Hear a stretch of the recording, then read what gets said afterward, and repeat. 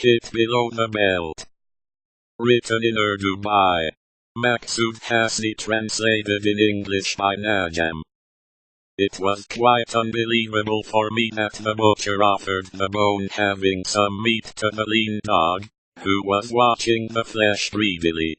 Otherwise most of the meat vendor preserved the nasty and unsaleable meat the arrival of the customers. They deceived the customer by adding these parts to the fresh one and, in this way, get benefit of feudal meat parts.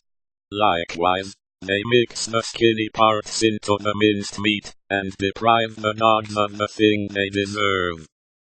I felt that he was an honest butcher, and it was an order matter that many dogs started at the bone, and due to their howling many others got assembled with a mentionable wrath. However, this lean dog had challenged the others that he had the temerity to fight against all, as he enjoyed the right to avail himself of the opportunity. He was of the view that this bone was his share.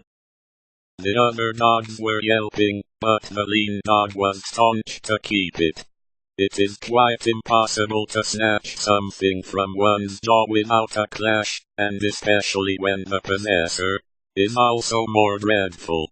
That is why, despite being more furious, none of the rival had the temerity to assail at him, but they evolved the policy to go on by treats, but he was never frightened by their bluffs. He seemed to be aggressive because, on the one hand, he was becoming a sign of danger for peace and, on the other hand, going against the rules of war, which asked to subdue before powerful might. It looked like that he was not aware of the dogs living. I got angry on the honesty of that butcher, who had created uproar among dogs by proving himself honest in this prevalent matter-ridden period of life. Otherwise, they were bosom before his act of honesty, and no one was snubbing each other. The fact was that the butcher was wrong in his approach, and he was not responsible to fulfill the demands of their bellies. There was a big throng of people at the shop and, in fact, this act of his was amounting to getting men starved. His act of owing the bone was an open conspiracy against human hunger, because he could sell it after dividing it into pieces. However, he had devised to condense his earning that also caused for a law and order situation. The customers got bewildered by the dogs, and they forced the butcher for making them free at the earliest. A lucky and dreadful came ahead to make an end of this feudal war. He seemed to be the head of dogs, and he had to maintain his leadership by winning this war. The other dogs mustered courage, and started barking more loudly than before. In fact, they were encouraging their leader, and also reproaching the lean dog. According, this bone belonged to their leader, because he was powerful.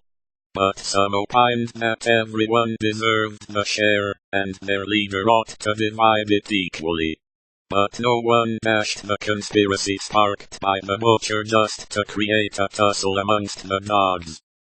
There looked at his disciples, who considered their leader to be democratic-minded one, and were quite ready to attack. The lean dog moved behind a little bit when the leader attacked at him forcefully, and he felt that lean dog had the courage to resist, but he could not face them for a long time.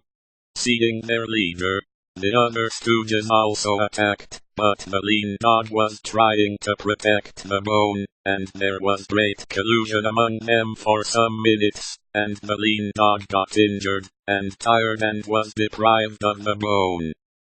Now their leader had the bone, and was eating it quite separately. The dogs considered it to be the right of their leader, kept silent, but others were not happy due to the undemocratic attitude of their leader. The dog, who had given them the guarantee to save their rights, was now quite indifferent to them. They were in great fume, but were forced to keep silent, because they could not challenge the powerful dog. They all were standing there helplessly. Owing to the queer activities of dogs, people got frightened, thinking lest the dogs should also bite them. Perhaps the butcher had deliberately done so to create Hurly Burly. The lean and injured dog was watching the butcher helplessly, and there was a pride in the smile of the butcher, because he had the profit of the stable bones.